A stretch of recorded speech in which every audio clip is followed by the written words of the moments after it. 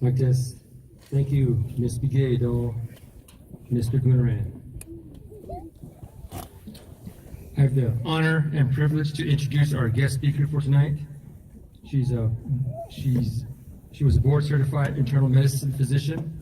She's the chair of the internal medicine department at Northern Navajo Medical Center in Shiprock, New Mexico.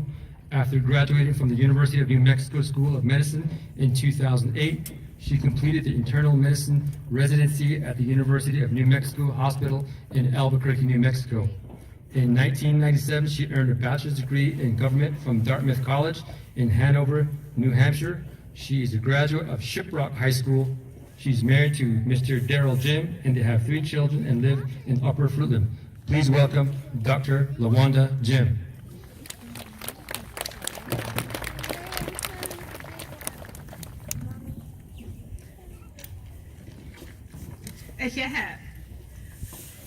Rock Point Community School Board, administration, teachers, and staff for the opportunity to join you today. Thank you for committing to the education of our students. I am honored to join you, the illustrious class of 2019. Foremost, I want to thank your families. Look all around you and look behind you. Nihimas, Nihije'e, Nimasane, Niche. Nale, Nimayaje, Niyaj, Nije'eyaje, Nihipije, Na, Tilit, Deja, and your little ones. They are gathered here all for each one of you.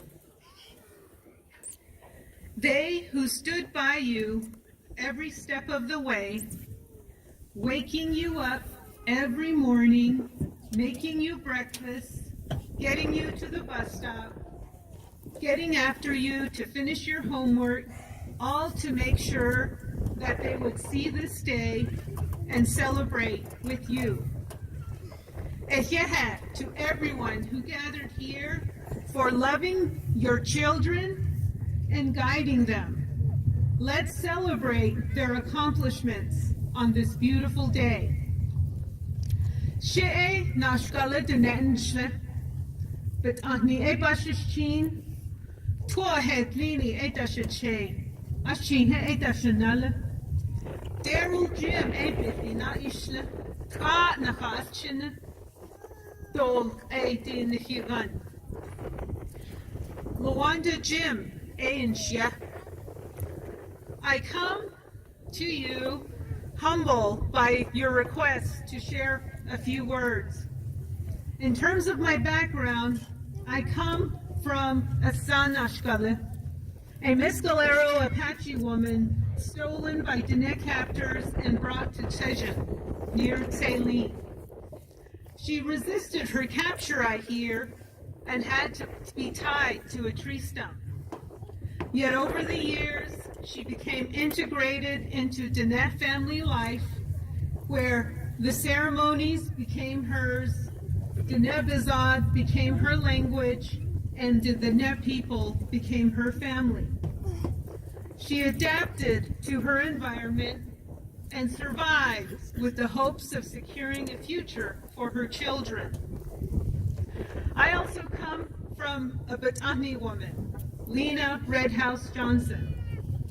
Her quiet humility belies the 95 years of strength and support she has given to my father's family. Her deep faith in Christianity influences every step of her life, shaping her worldview with the hope for her family's future, including my father, Albert Johnson. I come from Tuahedlini woman, a woman who escaped her captors while she was with child. Bravely, she traversed mountains and wove through valleys to return to the Four Sacred Mountains from Grand Junction, Colorado. It is here, back to our homeland, where my Che, Daral Tsui Bigay, and Kenneth Clark grew up. Last, I come from an Ashiha woman whose family refused to be relocated to Huelte. They chose to stick with the old ways and make them new and relevant for our present situation. Her resistance taught my Nali, the late Leo Johnson Sr., to be strong in the face of adversity. These are the women and men I come from. Each of you share a similar background with a lineage of clan matriarchs and fathers, family, and a history and a place where you originated from. They are your placeholders and your foundation as you venture out into this world. In this life, as young adults, we are eager to venture, guided by our own thoughts, looking for success in the world. We equate success with money, with power, who is wearing the latest fashions, and who has the most likes on Facebook, Instagram, or Snapchat. I can tell you above all else, the elderly folks I care for in my medical practice wish and long most for their health. The ability to walk, the ability to hold their grandchildren, and to spend another birthday with them. Many of you bring pride to your school graduates as student athletes, while others may have helped mom and dad on the homestead feeding and watering livestock. Continue to carve out time for exercise, such as running, lifting weights. My only exercise as a freshman in college was to walk back and forth to class and the cafeteria, chowing down on chili cheese fries and soda pop. It's pretty easy to pack on 20 pounds by eating donuts and drinking Mountain Dew, studying late into the night. So I'm asking you, don't do what I did. As I moved on through my college years, sophomore year came around. My friend Lonnie had convinced me to take physics with her.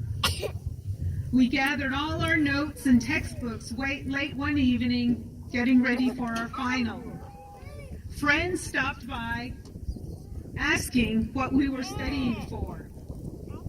We said, our physics final. Our friends wrinkled their nose and breathed a huge sigh of relief that they didn't have to take that exam. As we went on through the night, continuing to study, my friend Lonnie started to cry, asking how are we going to ever remember all of this information. I told her, Lonnie, step by step. Let's just take it step by step and we'll get it done. She took a deep breath, wiped away her tears, and we moved on. Page after page, chapter after chapter, we reviewed equations and theories on electromagnetism. Around midnight, tears started to bubble from the corners of my eyes, and I desperately asked Lonnie, how are we going to do this? I'm totally going to fail this class. Lonnie looked me square in the eye and told me, Lawanda, we can do this. Take it one step at a time. I took a deep breath, wiped away my tears, turned the page, and continued to study. 24 years later, I cannot tell you what was on that test, but I can tell you that I wouldn't have passed it without Lonnie's support. Despite our fear, despite not understanding all the equations that were being written on the board, we didn't give up. We didn't let each other give up. Your support is there, graduates. Look for those you can trust and those who are just as invested in their education as you are in yours. After college, with a government degree in hand, law school was supposed to be the next step. The next few years involved working with tribal governments and taking the law school admission tests, talking to lawyers and getting a look at their day-to-day work. You know what? I discovered the law did not fit me. I had avoided telling my parents, especially my dad, because I didn't want to let him down. He eventually told me that follow what interests you. Do what you're good at. But at that time, I wasn't exactly sure. I continued my work, living in Washington, D.C., until late one night, I received a phone call from my aunt. My mother had fallen gravely ill on life support in the intensive care unit. My aunt told me to return home. I caught the earliest flight I could. When I arrived at the hospital, a nurse escorted me into a room and the attending physician sat across from me. Told me that my mom had sepsis, needed the ventilator to help her breathe, and antibiotics to treat her infection. As far as he knew, her prognosis was poor. Yet we stood in there, and each day she spent on the ventilator, the doctor came to my side and asked me if we should continue. 2 weeks later, my mother left the hospital, and we returned home. While family watched her, I immediately flew back to Washington, D.C., packed up my apartment, and took Amtrak for my move home. For the next 3 months, I slept by my mom every night, helping her to the bathroom, arranging her medications, cooking her food, shopping with her, and taking her to her appointments. Thankfully, she recovered a lot of her strength, though in the end, she had to leave the teaching career that she loved. Looking back, this experience opened up a whole new world for me. And I asked for the first time, could I be a doctor? Could I be a physician? Within a year, my boss had accepted my letter of resignation, and I enrolled at Fort Lewis College in Durango to complete pre-med classes. Few people knew about my plans for medical school, and surprisingly, not everyone shared my dreams. A very close friend of mine at the time had said, You want to be a doctor? The words stung, they hurt. And I asked myself if he was right. Am I not doctor material? In the end, I had to decide. I had to decide whether I was going to believe him. 3 years later, after that fateful decision, if you were at the Farmington post office, you would have seen a crazy Navajo woman jumping up and down with an acceptance letter from the University of New Mexico School of Medicine.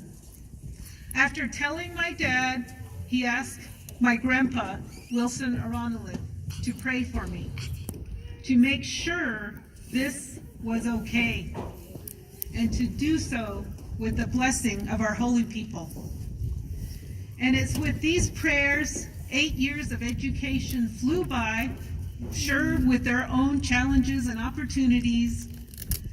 And after graduating, I returned home to work in the same hospital where my mom laid in the intensive care unit.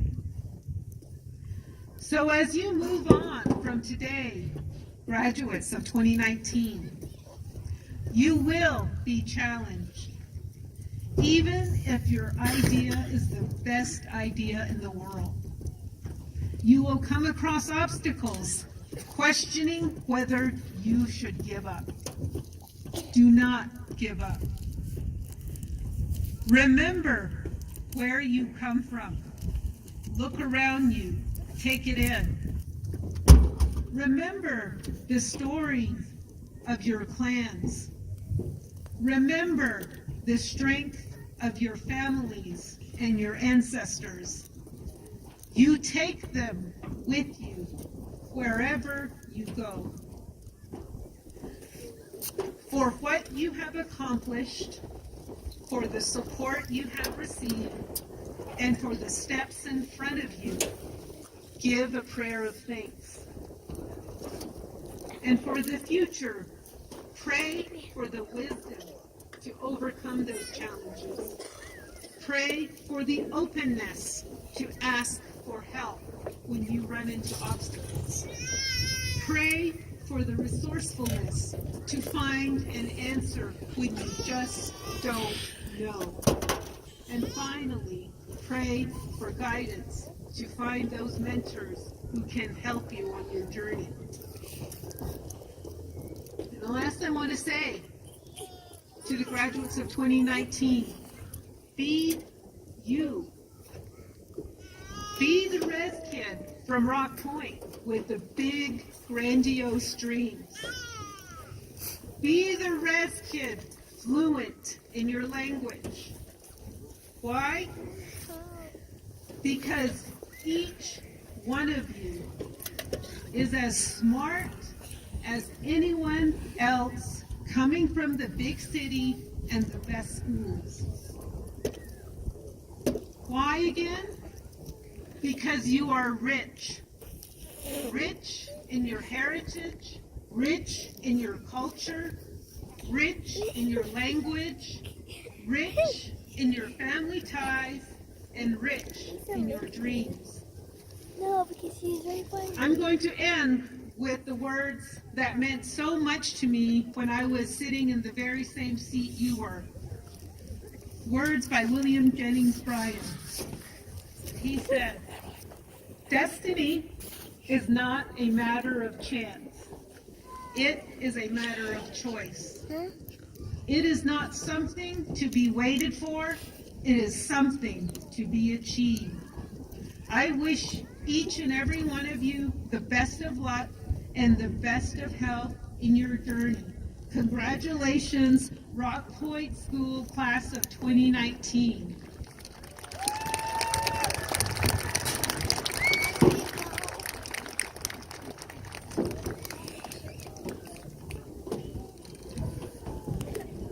Thank you, Dr. Lawanda Jim. At this time, we're going to Can you do award the diplomas to our graduating class of 2000.